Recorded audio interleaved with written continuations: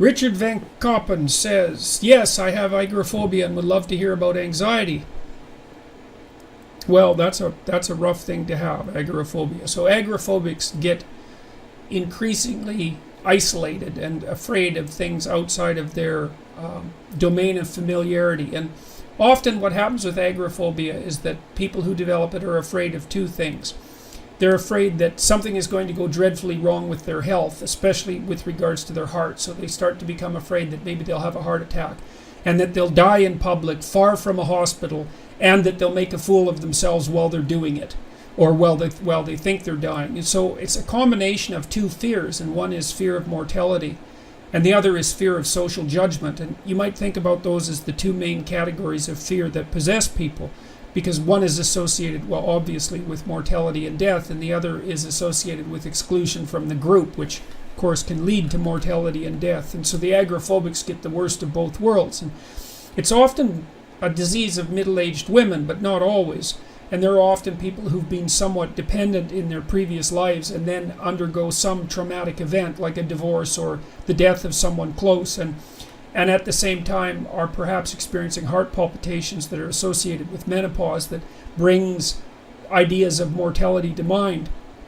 And that can trigger a panic attack, which is a very, unpleasant experience, to say the least.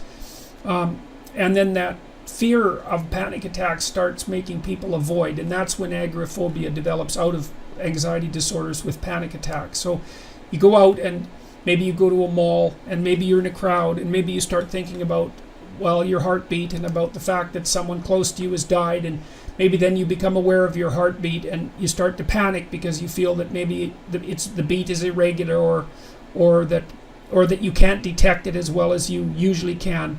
And then that makes your heart accelerate because it makes you afraid, and then you get more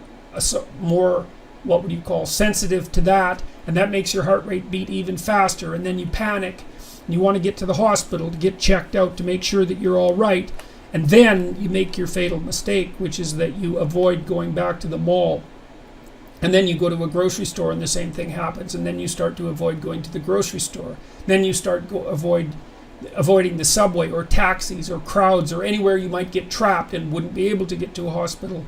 Soon you end up avoiding everything, and that's when your life really starts to become a living hell.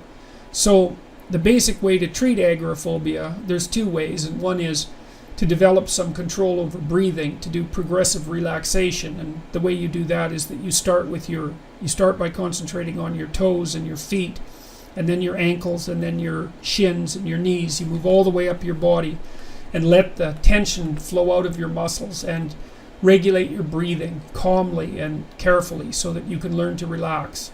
And then you go out voluntarily and start to confront the things you're afraid of. So for example, if you're afraid of the mall, maybe you go to the parking lot and you look at the mall, and then you walk close to the door and you look inside, and then you go home, because that's enough for one day. But you do progressive exposure, and that's one of the basic rules of psychotherapy, is that if you're afraid of something, you progressively and voluntarily expose yourself to it. And that generally, it's the voluntary exposure that's curative, right? Accidental exposure can make you worse, but voluntary exposure can be curative, and that's sort of associated with the myth of the hero and the dragon. The hero is the person who goes out voluntarily to confront the dragon and overcome it and get the treasure. And so if you voluntarily expose yourself to things you're afraid of, like no more than you can tolerate, then you'll find that you get braver and you learn that you can tolerate the fear, and that can chase the agoraphobia back.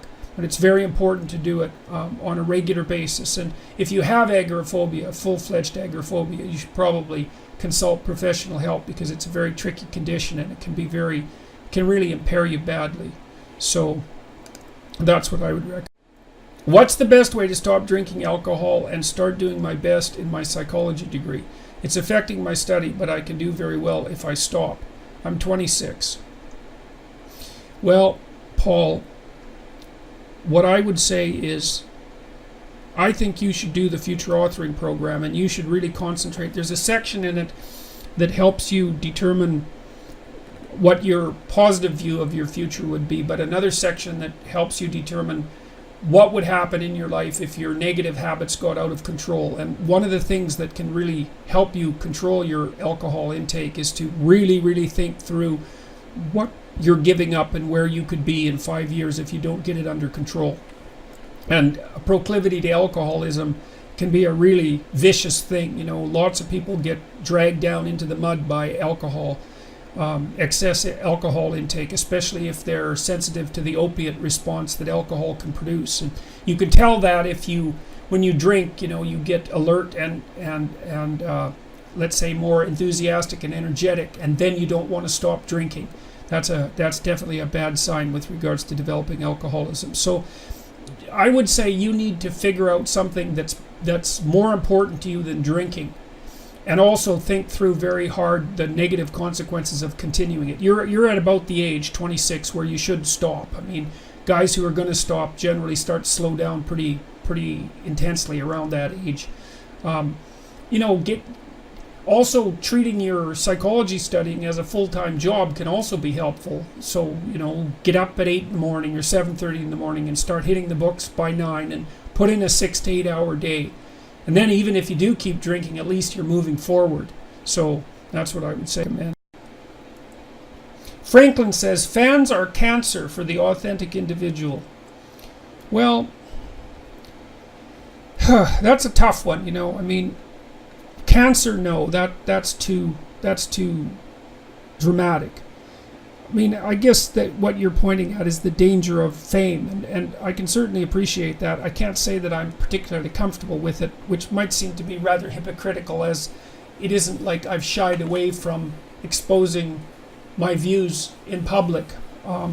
But I felt that I was driven to that by necessity and also by my desire to educate people. However, I would say, despite the fact that I'm somewhat uncomfortable with it, I think that's mostly because of the responsibility. You know, I've been terrified for a whole year that I'd say something, you know, unforgivably stupid and, you know, demolish myself in public and you know, feel guilty and horrible about that for the rest of my life. And so far I've been fortunate. There's been some close calls, but I've been fortunate. But, you know, now when I go places, people often recognize me. Even at this little town we went up to this weekend, there were 2 people that came up to me in the parking lot and were excited to meet me. And, you know, the vast majority of encounters, all of the encounters I have with people in public have been really wonderful. I have to say that. The people have been extremely friendly, and, you know, sometimes they're a bit starstruck, which I find strange. I can see the projection, you know, so it's unsettling for me. Although I'm not judging anybody for it. It's just a strange thing to observe. But, you know, I can't complain about the fact that people are positively predisposed to what I'm doing. I mean, it's such a privilege. I can't imagine what it would be like to be hated publicly. I think that would just kill me. I really think that. But so, I mean, it's. I suppose there's the possibility of having that sort of thing go to your head, and and I mean, that happens to people. But I think I've said this before, maybe on the Q&As. I have a pretty sensible family, and I have a pretty, what would you say? I have a pretty good sense of my limitations, I would say. We could even call it an acute sense, and so I'm not particularly worried that this is going to go to my head in some way that would, you know, inflate my ego or something like that, huh? I mean, I think one of the things I have noticed is that I might be a little less patient with people when I'm speaking, because I'm more used to than might be good for me to be listened to, and so I have to watch that. But I've always been pretty noisy and talkative, and so that's probably something that's plagued me or been a characteristic of me ever since I was a little tiny kid. I mean, I used to talk all the time when I was a little guy. I mean, I think my cousin Eric Poneth, he probably listens to this. He used to call me Motor Mouth, and that was about exactly right. I was like a miniature Camille Paglia. So, anyways, I can't complain about having, let's say, fans.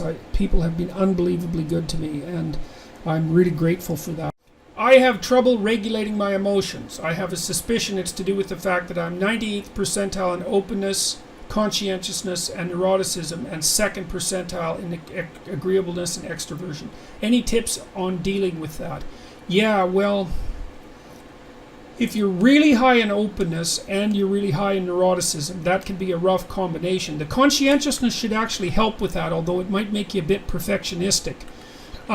The problem with being high in openness, which is creativity and interest in ideas, and high in neuroticism, which is tendency towards anxiety and emotional pain, is that like open people like to break open boxes, conceptual boxes, and see what's inside, like Pandora's box. But people who are high in neuroticism are more likely to respond negatively to complexity and uncertainty. And if you're an open person and you're always thinking up new things, you tend to saw off the branch that you're sitting on a regular basis, and that can be pretty destabilizing. Any tips on dealing with that? Well, I would repeat what I said earlier. I think that one of the things that you do if you're high in anxiety is to stabilize your sleep-wake cycles. So get up at the same time, go to bed at the same time, and eat at the same time. Make sure that you eat breakfast, and a big breakfast too, that's heavy on fat and protein, because if you're hungry and then you stress yourself, especially if you're high in neuroticism, you destabilize your insulin production system, and it won't restabilize till you go to sleep again. So I would say like two things. One is have a big breakfast, and then also if you're feeling particularly anxious, try eating something, not carbohydrates, and see if that helps, because you might be somewhat permanently dysregulated in your stress-related insulin production. That would be worth trying. I would also say that you should shield yourself to some degree from news sources and sources of bad news, especially catastrophic news, because most of it isn't news. It's the repetition of things that we already know full well, and there's reason to protect yourself from an onslaught of negative information, especially when it's not really necessary for you. I mean, I don't think you should bury your head in the sand, but constant exposure to the catastrophes of the world, especially when there's nothing that you can do about those catastrophes, even hypothetically, is something that can really destabilize people. I often tell people in my clinical practice, which isn't operating right now, by the way, to shield themselves from news reports, because it's just too much. If you're depressed and anxious, it's just not something that you need. It's not helpful to you. Second percentile in agreeableness and extroversion. Well, one of the things that you can do if you're that low in agreeableness, that shouldn't dysregulate your emotions, but it might interfere with your relationships with other people, because you might be a little bit harder to, you might take other people's feelings into consideration less than might be good for you. One of the things that people who are low in agreeableness can do is to try to think of things they could do for other people and make that a practice.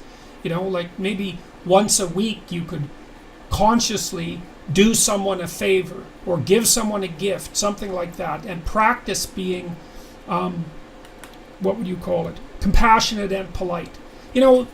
That'll expand your personality rather than transforming it. So then maybe you could have the advantages of being disagreeable, which means you're tough-minded and skeptical and competitive, and those can all be really good things. But it would be nice to be able to leaven that a little bit with the ability to take other people's perspectives a bit more and to take them into account.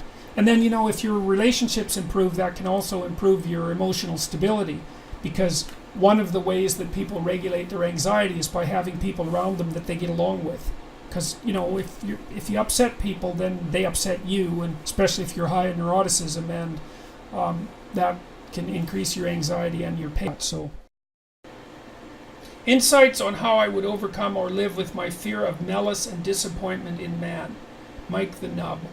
Well, here's something that you might consider. So when you're a child and you're naive, then you trust people because you're naive and you don't know any better, and you don't know that people can hurt you unless you're a very unfortunate child. So your trust isn't a virtue, it's just a sign of your innocence, let's say. And that kind of innocence isn't a virtue, it's just lack of experience. But when you're older, Mike, courage or trust is a hallmark of courage. You extend your hand to people and you extend your trust to people, knowing full well that you can be bit, like you might be bit by a cobra. You can be betrayed and disappointed by people, but you extend your hand in trust because of courage, because you decide to take the risk, and by taking that risk you open the door to the best in people. But you won't see that door open unless you first take the step to trust. And so I would say you have to practice trusting people. You have to share things that are somewhat private. You have to ask people for small favors and trade small favors, and you have to do that knowing full well that you can get hurt. So think about it as an act of courage instead of naivety instead of naivety. Let's leave it at that. So that's what I would recommend.